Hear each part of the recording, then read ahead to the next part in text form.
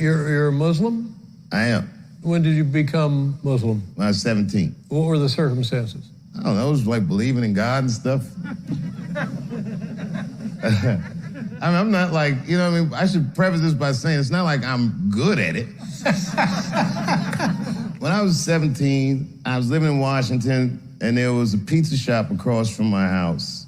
And it was like all these Muslim dudes that worked in there. And I used to go in there and crack jokes. And I was a naturally curious guy, and I would ask him questions about his religion. And the guy was so passionate about it, it was very compelling.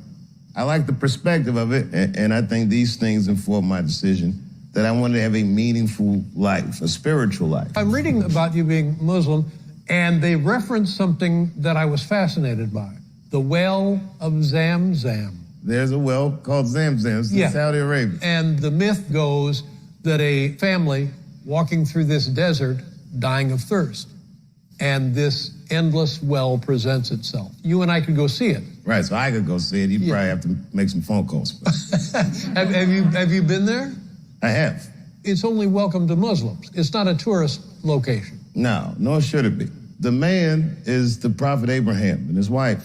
The word Zamzam that you guys speak Arabic literally means stop, stop, because when it was commanded that this well would appear, the water gushed forth so much that the wife screams, stop, stop, because it was so overwhelming. And they say that it's an inexhaustible well. Mm-hmm. The thing that comforts me about it is the idea that all of this is from a singular source, that this source is ultimately kind, and even though we may not understand the intentions of this source, they were all connected and bounded by it. You know, like Islam, as it's been presented in the public space, is such a narrow and dismissive view of a religious belief. It's a beautiful religion, like a beautiful religion. And the ideas in that religion are reflected in all the major Abrahamic faiths. You'll see these ideas in Christianity or Judaism, you know. But the idea is that this place does mean something. It's a place where you come to learn, where you come to know. You get here knowing nothing, you get a head full of shit, and then you go on. When the current president says, you know what, we're going to look into keeping Muslims out of this country, how does that make you feel when that happens? You don't expect necessarily that much empathy or compassion or cultural astuteness from a guy like that. What you're sad about is that the chair doesn't have more humanity in it.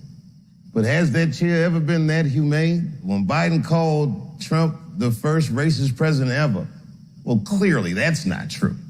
So how do I feel when I hear a white person say some stupid shit?